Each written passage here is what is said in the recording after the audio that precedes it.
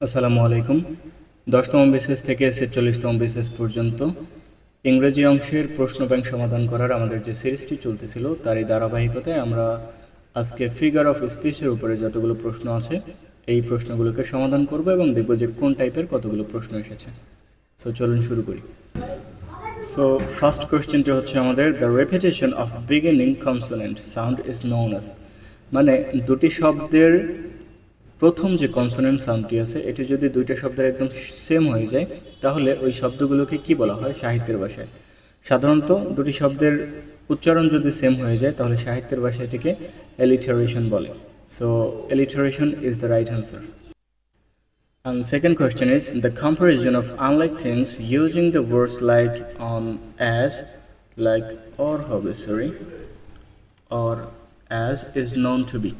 এটি আমাদের সবার কাছেই পরিচিত, মানে একটা বাক্যের মধ্যে যদি ভিন্ন দুটি জিনিসের অ্যাজ এবং ভিন্ন দুটি জিনিসকে যদি অ্যাজ এবং লাইক দ্বারা তুলনা করা বোঝায় তাহলে সেটিকে সাধারণত সিমিল বলা হয়। So simile is the correct answer.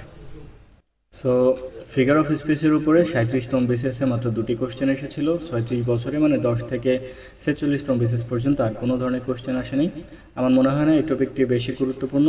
আপনারা যখন বিসিএসের শর্ট টাইমের মধ্যে প্রিপারেশন নেবেন অবশ্যই এটিকে বাদ দিয়ে এরপর প্রিপারেশন নেবেন। এটা কিনে এত সিরিয়াস হওয়ার কিছু নেই।